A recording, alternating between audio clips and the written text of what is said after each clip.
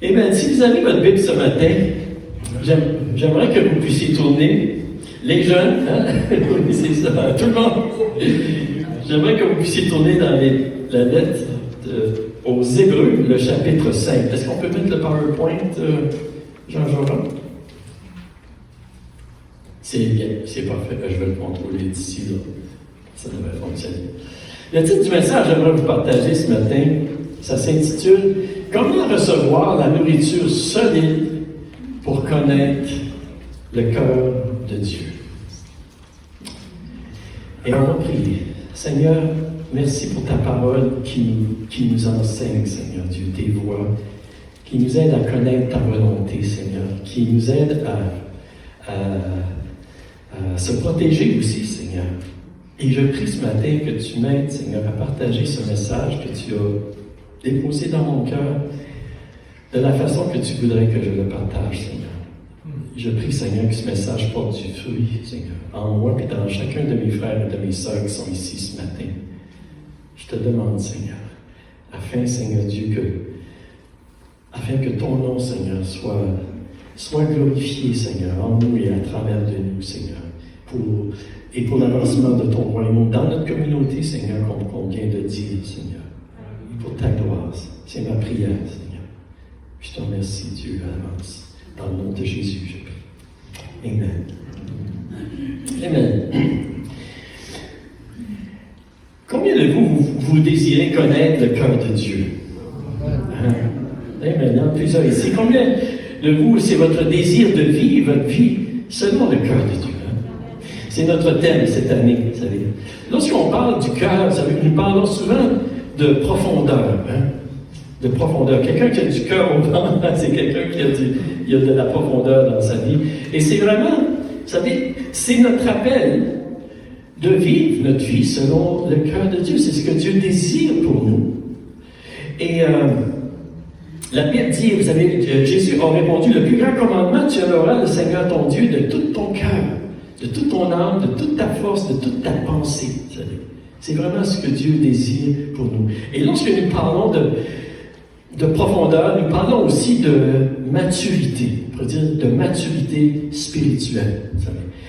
Et ce que je veux vous partager aujourd'hui, vraiment, c'est une exhortation que nous retrouvons dans la parole de Dieu, une exhortation à la maturité, à rechercher la maturité, à rechercher la croissance spirituelle. Et en d'autres mots, on pourrait dire, ça serait une exhortation à découvrir le cœur de Dieu et à vivre selon le cœur de Dieu. Parce que c'est ça, la maturité. Et qu'est-ce que je veux partager ce matin, juste en commençant, c'est pas moi qui le dis, c'est la parole de Dieu qui le dit. Et j'aimerais que nous puissions recevoir ce message de cette façon ici, non comme la parole de quelqu'un, mais vraiment comme la parole de Dieu. Et comme je dis, c'est une exhortation à progresser dans notre relation avec Dieu, en fait, pour être capable de recevoir de la nourriture solide de Dieu, la nourriture solide de la parole de Dieu, qui vient vraiment du cœur de Dieu. Une exhortation à rechercher la profondeur, à devenir mature dans le Seigneur. Et on va lire ensemble dans l'Épître aux Hébreux, chapitre 5, à partir du verset 11. Vous pouvez suivre dans votre Bible si vous voulez. J'ai pris ici la version sur l'écran, c'est la version Bible 21. Je trouve que ça l'exprime bien. Et je vais le lire. Ça nous dit ceci. L'auteur dit, « Nous avons beaucoup à dire à ce sujet et des choses difficiles à expliquer parce que vous êtes devenus lents à comprendre. Alors que vous devriez, avec le temps, être des enseignants, vous en êtes au point d'avoir besoin qu'on vous enseigne les éléments de base de la révélation de Dieu. Vous en êtes arrivés à avoir besoin de lait et non d'une nourriture solide. Or, celui qui en est au lait est inexpérimenté dans la parole de justice, car il est un petit enfant. Mais la nourriture solide est pour les adultes, pour ceux qui, en raison de leur expérience, ont le jugement exercé à discerner ce qui est bien et ce qui est mal. Et au chapitre 6, au verset 1, il dit, c'est pourquoi, laissant les bases de l'enseignement relatif au Messie, tendons vers la maturité, sans avoir à reposer le fondement du renoncement aux œuvres mortes, de la foi en Dieu, de l'enseignement concernant les baptêmes et l'imposition des mains, de la résurrection des morts et du jugement éternel. C'est ce que nous ferons, si Dieu le permet. Amen.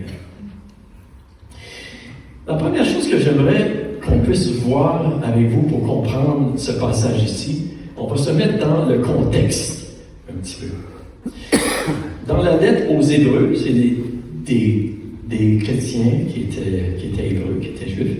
L'auteur, plusieurs croient que c'est Paul, on n'est pas certain, mais l'auteur ici, il explique, dans toute la lettre aux Hébreux, en fait, il explique comment Dieu nous a parlé dans ces derniers jours par Jésus. Il explique comment Jésus est supérieur aux anges, supérieur à Moïse. Il explique les sacrifices et les rituels dans le temple de l'Ancien Testament. Ça préparait la venue du sacrifice de Jésus, qui serait le sacrifice parfait pour enlever les péchés du monde. Et dans la lettre aux Hébreux, en fait, on pourrait dire que c'est un exposé de la grandeur de l'œuvre de Jésus, comme souverain sacrificateur, comme grand prêtre, comme le sacrifice parfait pour sauver parfaitement ceux qui s'approchent de Dieu par lui. Et les Hébreux, vous savez, quand je dis les Hébreux, c'est les chrétiens. La lettre est écrite à les chrétiens, comprenez-moi bien. Les Hébreux, ils avaient bien débuté dans leur course avec le Seigneur, dans leur marche avec le Seigneur. Mais ils étaient en train de laisser le doute pondre des œufs, on pourrait dire, dans leur pensée. Puis si on laisse un oiseau pondre ses œufs, ça fait des petits. Ça fait des petits. Vous comprenez, hein? Et à ce moment-là, les chrétiens, ils vivaient de persécutions par les Juifs, les Romains, puis Jésus n'était pas encore revenu. Et il y en avait qui commençaient à remettre en question s'il était dans la vérité ou pas. Et le doute grandissait tranquillement, et plusieurs de ceux qui étaient solides dans la foi, ils commençaient à devenir faibles dans leur foi en Jésus-Christ. Et l'auteur, il les exhorte vraiment à s'approcher de Dieu avec assurance en Jésus-Christ. Il dit, gardez vos yeux sur Jésus et utilise les Écritures, et surtout les Écritures de l'Ancien Testament, parce que les Hébreux connaissaient bien l'Ancien Testament, pour confirmer, pour solidifier leur foi. Et c'est vraiment, on pourrait dire, le message central, principal de la lettre aux Hébreux. Et ici, on se retrouve dans le chapitre 5. En fait, là, si on revient en arrière, au chapitre 5 et dans le verset 11, l'auteur dit, au début, nous avons beaucoup à dire à ce sujet et des choses difficiles à expliquer parce que vous êtes devenus lents à comprendre. Ici, l'auteur est en train il exprime son désir d'élaborer son enseignement, d'aller plus loin. En fait, il parlait dans ce contexte de Melchisédek, vous savez. Mais il dit que la condition spirituelle de ses lecteurs les empêche d'aller plus loin parce qu'ils sont devenus lents à comprendre. Il aimerait leur enseigner. Ce qu'il aimerait leur enseigner, c'est des vérités qui sont difficiles à interpréter, à comprendre. On pourrait dire que c'est comme de la nourriture solide. Et l'implication aussi n'est pas qu'ils manquent d'intelligence, mais plutôt que leur disposition à écouter ou leur cheminement, vous savez, n'est pas assez mature pour qu'ils comprennent ce qu'ils aimeraient leur enseigner. Et il est en train de leur dire, vous avez besoin de lait et vous ne pouvez pas digérer, saisir ou comprendre la nourriture solide. Vous êtes encore des petits-enfants. C'est ça qu'il est en train de dire. OK? Et en fait, vous savez, c'était pas vraiment un compliment. Hein? Et vous savez que ce n'est pas les seuls à qui cette description est donnée dans le Nouveau Testament. Hein? On retrouve cette description-là aux Corinthiens aussi, lorsque Paul écrit aux Corinthiens. Et je vais juste vous le lire dans 1 Corinthiens, le chapitre 3, le verset 1, verset 3. L'apôtre Paul, il leur dit ceci, il dit, « Pour moi, frère, ce n'est pas comme à des hommes spirituels que j'ai pu vous parler, mais comme à des hommes charnels, comme à des enfants en Christ. Je vous ai donné du lait, non de la nourriture solide, car vous ne pouviez pas la supporter, et vous ne le pouvez pas même à présent, parce que vous êtes encore charnels. En fait, puisqu'il y a parmi vous de la jalousie, des disputes, n'êtes-vous pas charnels et ne marchez-vous pas selon l'homme? » Et il continue à dire, il y en a un qui dit que moi je suis de Paul, d'Apollos, puis c'est fort, c'est tout ça. Vous savez, ici aussi, c'est pas un éloge, un compliment que Paul donne aux Corinthiens et aux Hébreux non plus. Et donc, dans la lettre aux Hébreux, vous savez, l'auteur, il donne plusieurs avertissements aux chrétiens.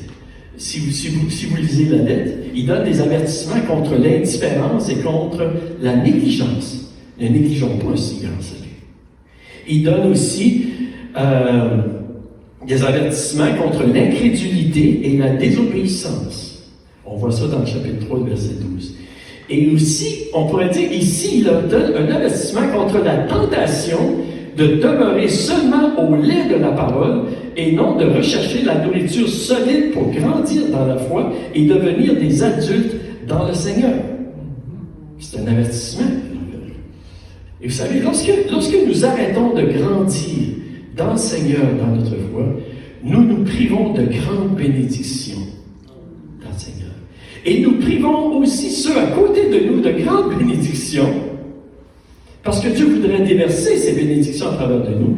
Et nous nous plaçons aussi sur un terrain glissant dans notre foi. Un peu comme les Hébreux ici, qui étaient sur un terrain glissant.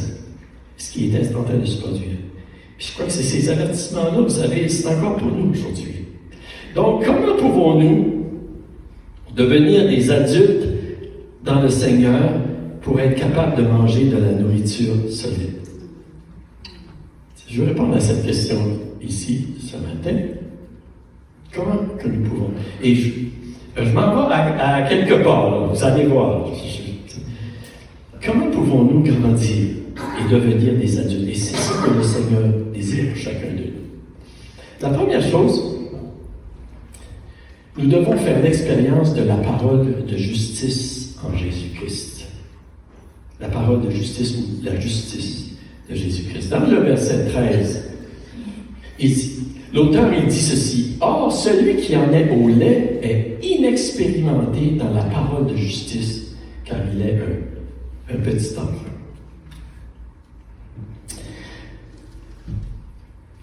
La parole de justice, vous savez que nous retrouvons dans la parole de Dieu. La parole de justice, c'est la justice de Dieu manifestée en Jésus-Christ pour notre salut, pour notre justification devant Dieu. C'est la grandeur et la richesse de la grâce de Dieu manifestée en Jésus-Christ. Jésus est le sacrifice ultime offert pour le pardon des péchés. Il est l'agneau de Dieu immolé une fois pour toutes. Ça revient dans l'Épître aux Hébreux, une fois pour toutes. Hein? Et les Hébreux ils étaient en train de dévier de cette vérité. Et ce que l'auteur de la lettre aux Hébreux recherche à expliquer aux chrétiens qui sont tentés de retourner en arrière au judaïsme, aux œuvres, si vous lisez, il explique l'œuvre complète de Jésus-Christ. Et c'est important, vous savez, nous devons connaître et approfondir et découvrir et expérimenter la puissance de la justice de Dieu dans notre vie, de la grâce de Dieu. Et parce qu'ils sont en train, vous savez, les Hébreux étaient en train de perdre de vue la signification de l'œuvre de Jésus-Christ. C'est pourquoi, vous savez, que toute l'Épître, en fait, c'est une explication. Ils sont tentés de retourner à un salut par les œuvres, par les sacrifices. Ils sont en train de perdre Jésus. Ils sont en train Et vous savez, nous croyons que les Hébreux ici, c'était probablement des croyants de deuxième génération. Il y a plusieurs qui croient que c'est ceci. Et puis, ils vivaient beaucoup de persécutions de la part des Juifs et aussi de la part parce qu'ils ne pratiquaient plus le judaïsme. Et de la part des Romains parce qu'ils ne pratiquaient plus les religions païennes. Et Jésus tardait à venir. Vous savez, ils attendaient le Messie et plusieurs, ils croyaient que c'était dans leur génération que ça allait arriver. Puis il n'y arrivait pas.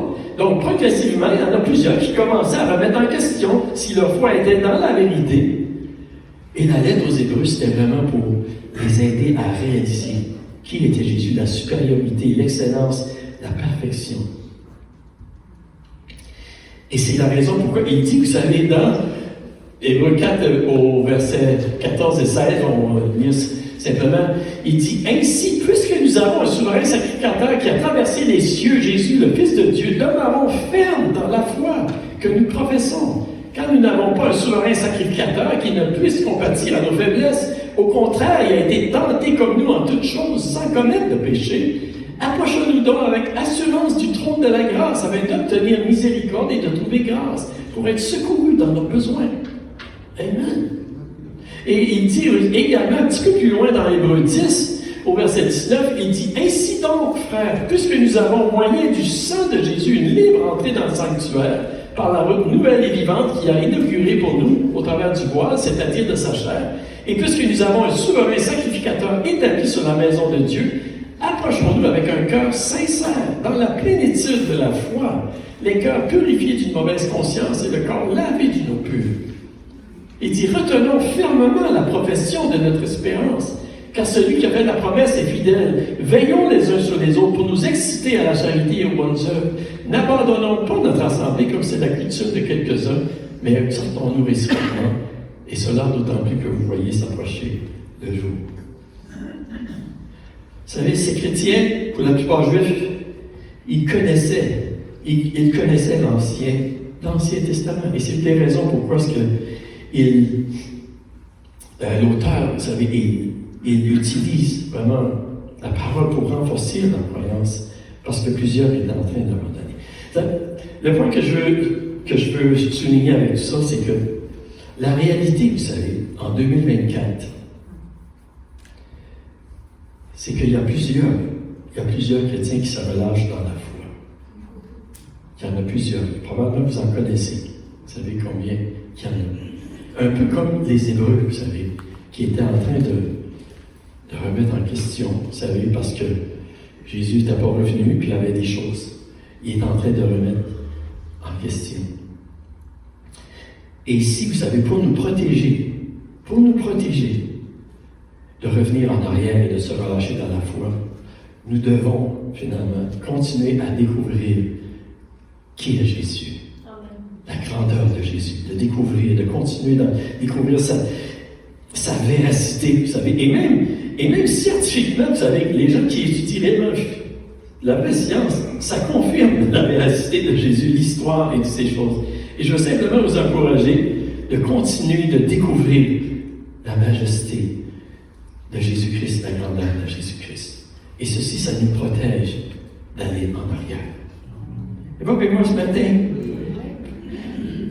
pour être capable de recevoir la nourriture solide et connaître le cœur de Dieu, il faut premièrement faire l'expérience de la justice de Jésus-Christ. Que notre cœur soit affermi par la grâce en Jésus. C'est ce que la Bible dit. Premièrement.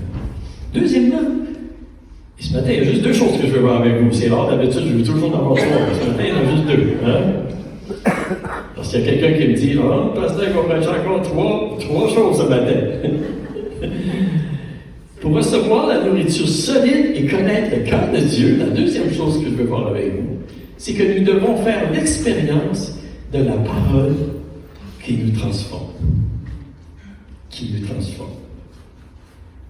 Et ici, dans Hébreux 5,14, l'auteur il dit, mais la nourriture solide est pour les adultes, pour ceux qui, en raison de leur expérience, ont le jugement exercé à discerner ce qui est bien et ce qui est mal. OK? Oui. La maturité en Jésus-Christ, de devenir un adulte dans le Seigneur spirituellement, c'est vraiment ce que Dieu désire accomplir en nous et à travers de nous. Vous êtes d'accord avec moi? OK. On pourrait dire vraiment que qu'est-ce que c'est la maturité, comme je disais? C'est de découvrir le cœur de Dieu, puis c'est de vivre selon le cœur de Dieu. Et ici, l'auteur, il nous dit que la nourriture solide, c'est pour les adultes, c'est pour les hommes faits dans différentes versions. Vous savez, c'est pour ceux qui, en raison de leur expérience, ont leur jugement exercé à discerner ce qui est bien de ce qui est mal. Et le mot ici qui est utilisé pour exercer, c'est le mot grec gymnazo. Je crois que c'est peut-être comme ça qu'on... Gymnazo. OK? Et vous savez, gymnazo, ça veut dire exercer. Hein? Et le mot gymnase. Daniel, tu connaisseras le gymnase, toi, hein? Gymnase, vous savez, c'est exercer. C'est un mot qui veut dire, oui, de s'exercer, vous savez. Et en fait, ici, il dit de exercer, c'est la nourriture solide, c'est pour ceux qui font des exercices à juger et discerner ce qui est bien de ce qui est mal. C'est ça qu'il est en train de dire. Bon. Et la nourriture solide de la parole de Dieu, vous savez, est pour ceux qui s'exercent à discerner la volonté de Dieu dans chaque circonstance et à mettre en pratique la parole de Dieu.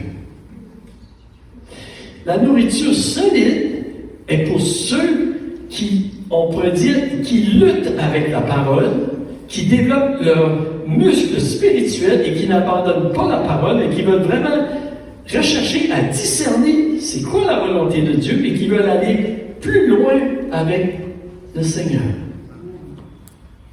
Amen.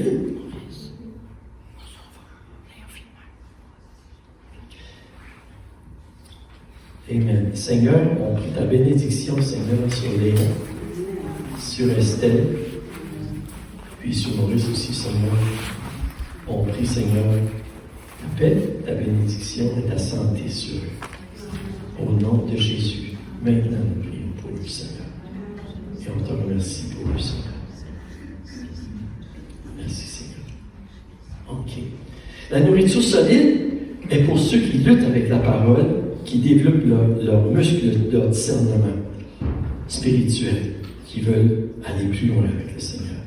Vous savez, les Hébreux, ici, ils avaient reçu la parole de Christ concernant les enseignements sur le salut, la repentance, la foi en Dieu, les baptêmes, ça nous dit l'imposition des mains, qui probablement comprenait les dons spirituels, comme à Corinthe, la résurrection des morts et le jugement éternel. On voit ceci.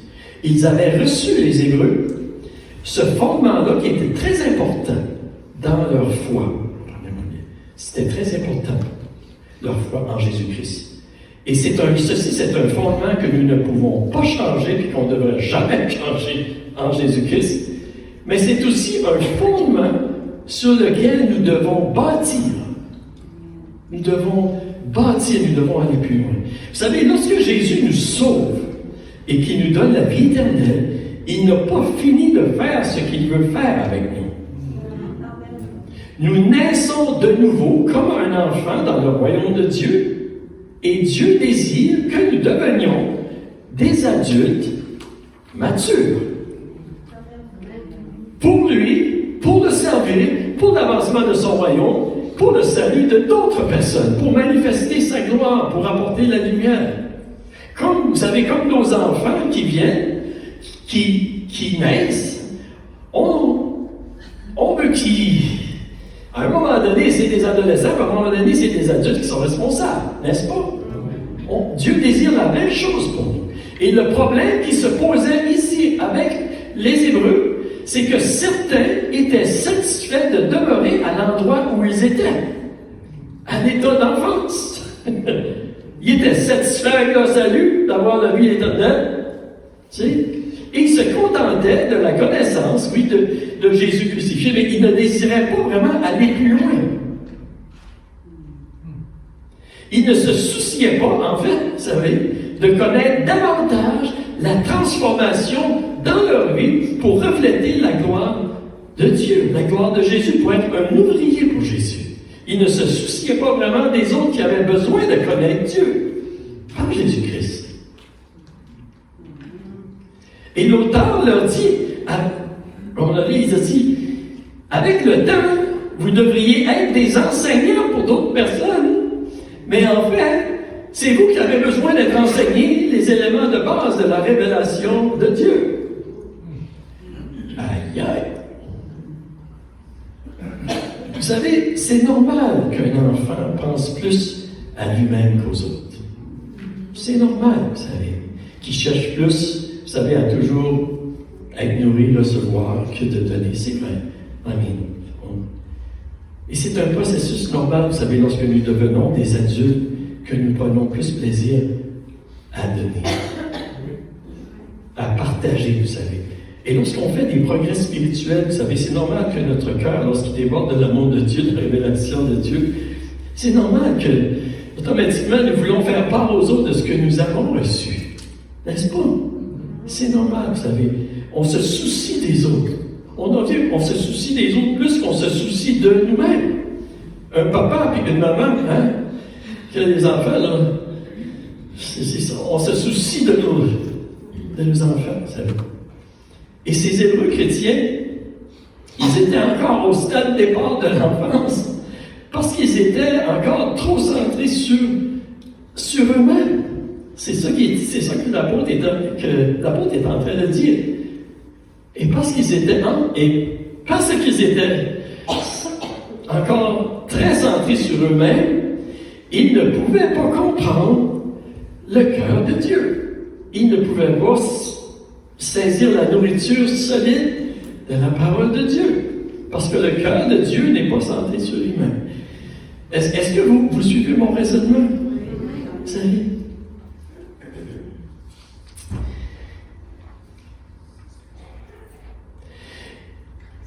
Donc, comment est-ce que nous pouvons devenir des adultes? OK, c'est correct. Comment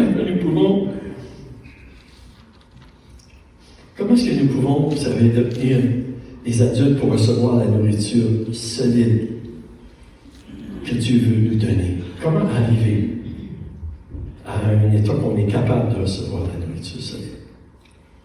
En fait, vous savez, c'est en faisant l'expérience de la parole qui nous transforme. En luttant avec la parole de justice, en laissant la parole de Dieu nous transformer, en exerçant notre chemin de salut. Qu'est-ce que je veux dire par ceci, vous savez? C'est que, vous savez, la croissance physique de notre corps se produit habituellement automatiquement. Un jeune, un bébé, ça se développe. Ça. Mais ce n'est pas la même chose dans la maturité spirituelle. Un chrétien peut rester à l'état d'enfance pendant longtemps s'il n'exerce pas son cœur à recevoir la parole de Dieu de justice en lui, à laisser la parole le transformer. La maturité que Dieu veut accomplir en nous, vous savez, elle se fait progressivement. Elle ne se fait pas sans bataille, sans exercice spirituel. Êtes-vous avec moi ce matin? Vous savez, qu'est-ce que je vous partage ce matin? Là? Ça s'applique là. Ça s'applique à moi, là. OK? On est tous dans le même bateau, là. Comprenez-moi bien, là. J'espère que vous comprenez-moi bien. La transformation que Dieu veut accomplir en nous, ça se fait progressivement, mais ça ne se fait pas sans bataille.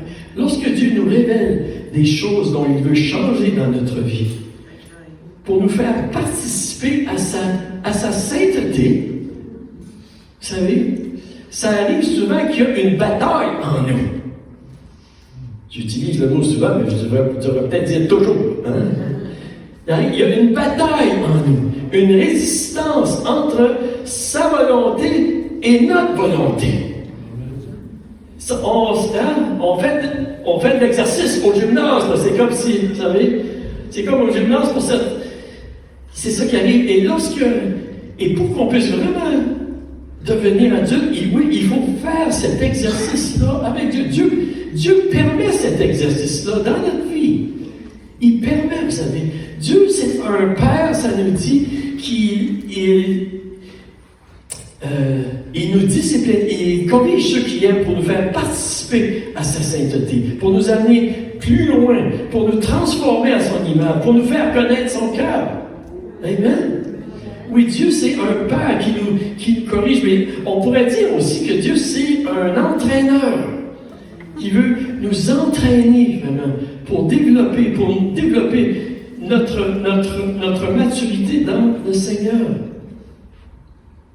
Il veut développer notre caractère, vous savez. Il veut développer il veut nous faire expérimenter ce qui est bien. Il veut nous faire expérimenter, vous savez, en exerçant notre discernement, découvrir ce qui est bien, ce qui est mal, ce qui est la volonté, ce qui n'est pas la volonté de Dieu. Et lorsque nous avons cette lutte-là et que nous avançons, vous savez, c'est à ce moment-là vraiment que nous progressons et que nous devenons des adultes spirituels dans le Seigneur. Êtes-vous avec moi ce matin? C'est avec l'expérience qu'on apprend à découvrir des choses qu'on ne peut pas découvrir sans ceci. Et lorsque nous recherchons, vous savez, je me mène un petit peu ici, là, mais ça, je pense qu'on saisit le message ce matin. Lorsque nous sommes prêts, vous savez, de rechercher dans chaque situation, c'est quoi la volonté de Dieu, puis d'exercer notre volonté avec la volonté de Dieu, de discerner, vous savez. Nous devenons adultes dans le Seigneur. Et parce que nous devenons adultes, que nous maturons dans le Seigneur, Dieu est capable de nous révéler davantage son cœur. Nous devenons aptes à recevoir la nourriture solide. Et qu'est-ce que je veux dire par ceci? C'est qu'en fait, vous savez, pour découvrir et pour connaître davantage le Seigneur et son cœur, on n'a pas juste besoin d'apprendre plein de choses un peu partout, vous savez, d'avoir toutes sortes d'enseignements, toutes sortes de choses. Et ça, c'est important, comprenez-moi bien, là. C'est important, ces choses-là. Mais il faut aller plus loin avec ça. Il faut vraiment que ce que Dieu nous révèle, vous savez, il faut, oui, parfois se débattre avec lui pour le vivre, pour le mettre en pratique dans notre vie. Et c'est alors vraiment que nous progressons, et c'est alors que nous comprenons vraiment le cœur de Dieu, puis c'est alors que Dieu peut vraiment nous révéler qu'est-ce qui est dans son cœur pour que nous avançons spirituellement. Je vous dis ceci parce qu'aujourd'hui, c'est facile d'avoir.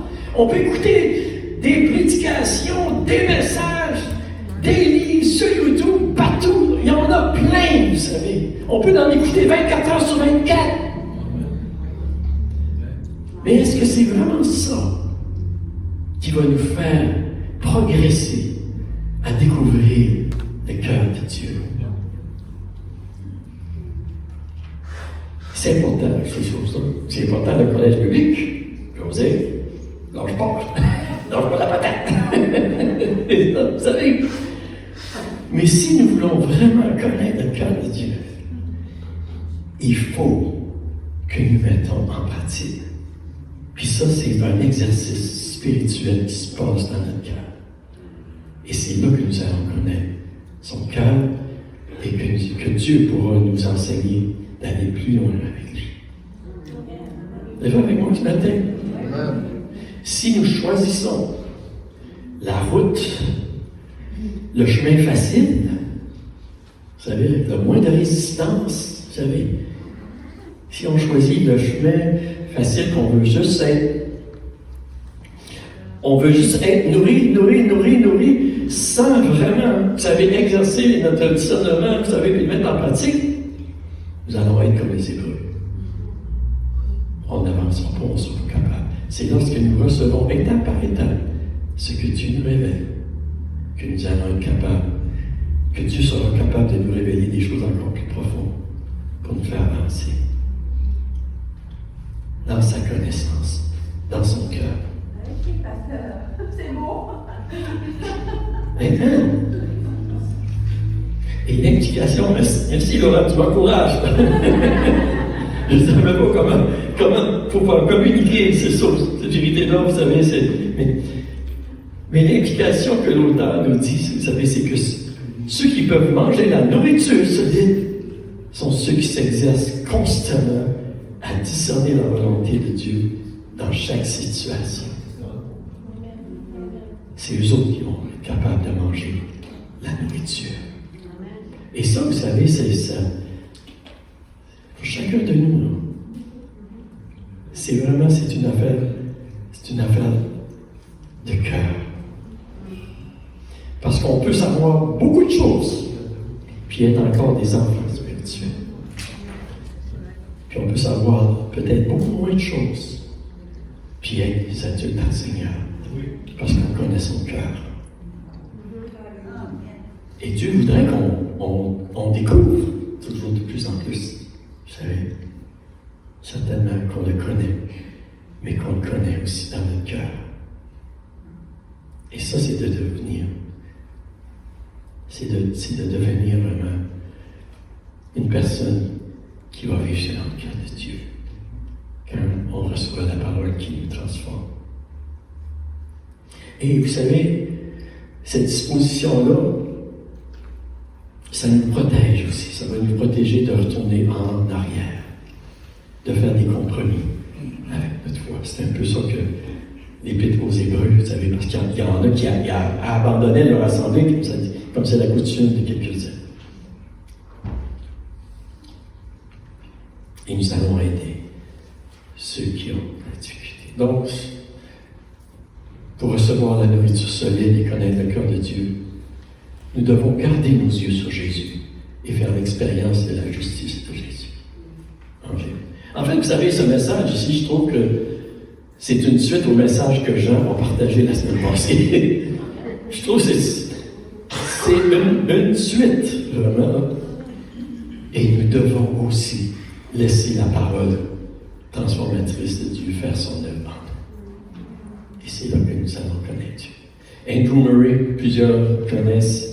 Si vous pouvez lire ses livres, sont excellents. Il parle vraiment de la profondeur. Je disais cette citation cette semaine, il dit « Celui qui voudrait demeurer aux premiers éléments de la vie chrétienne ne peut pas être un chrétien selon le cœur de Dieu. » Et c'est vrai, vous savez. Et Dieu nous appelle à aller plus loin. Et j'aimerais juste vous dire ceci en passant. Est-ce que je vous parle ce message, que je vous partage ce message ici, là?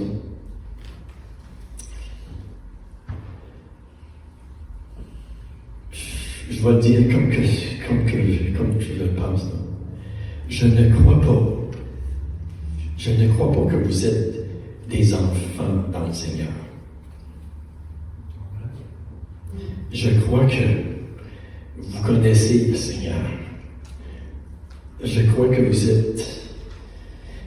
êtes des adultes dans le Seigneur. C'est exactement comme ça que je le crois, vous savez. Et j'espère que c'est comme ça que vous le prenez aussi. En tant que votre pasteur, je bénis le Seigneur pour vous. Je dirais quasiment que je suis fier de vous autres, mais parce que vous êtes des gens qui ne cherchent pas seulement à connaître plein de choses, mais vous êtes des gens qui cherchent la volonté du Seigneur. Et qu'est-ce que Paul disait aux Corinthiens, là, vous êtes des bébés, là? Moi, je ne dis pas ça ici. Je ne vous dis pas ça. Puis je me remercie le Seigneur. Et je crois que c'est une exhortation pour chacun de nous aussi, à continuer, à grandir dans le Seigneur. Et si nous voulons vraiment continuer, nous devons recevoir la parole et la laisser nous transformer. Amen. Merci Seigneur. Merci Seigneur.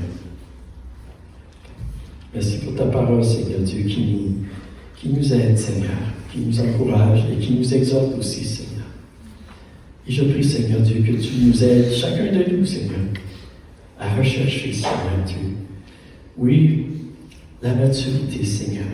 Aide-nous à garder nos yeux sur toi, Seigneur Jésus. Tu as accompli parfaitement l'œuvre, Seigneur. Et tout ce que nous entendons à droite et à gauche, Seigneur Dieu, dans notre monde aujourd'hui qui essaie de nous faire défier de Jésus-Christ. Seigneur, je prie que par ton esprit, tu vas fermer nos cœurs, Seigneur, dans la foi et la confiance, Seigneur Dieu, un salut parfait et complet, Seigneur, que tu as accompli à la croix pour nous, Seigneur. Je te le demande, Seigneur. Oui, Seigneur. Et je prie que tu nous aides, Seigneur, lorsque tu nous parles, Seigneur, à notre cœur, tu nous révèles des choses, Seigneur, que nous puissions, Seigneur Dieu, recevoir ta parole, que nous puissions exercer, Seigneur, notre discernement, Seigneur, et peut-être faire de l'exercice, Seigneur, en te posant des questions, puis en recevant des réponses, en tiraillement à droite à gauche, Seigneur. Mais Seigneur, aide-nous, Seigneur, à ne pas, Seigneur, prendre le chemin facile, mais à prendre le chemin avec toi, Seigneur Dieu. Afin que nous grandissions, que nous devenions plus comme toi, Seigneur. Que nos cœurs se viennent plus comme toi, puis qu'on soit capable d'aller encore plus loin, Seigneur Dieu, de recevoir la nourriture solide dans notre cœur, Seigneur. C'est notre prière, Seigneur. Merci, Dieu. Merci, Seigneur. Merci, Seigneur. Nous voulons vivre notre vie selon ton cœur, Seigneur. Et aide-nous par ta grâce, Seigneur, à continuer d'avancer pour ta gloire, pour l'avancement de ton royaume, Seigneur, et pour le salut aussi, Seigneur, de ceux qui sont autour de nous. C'est ma prière, Seigneur. Merci, éternel Dieu. Merci, Seigneur. En ton nom, Jésus, prions. Amen. Seigneur.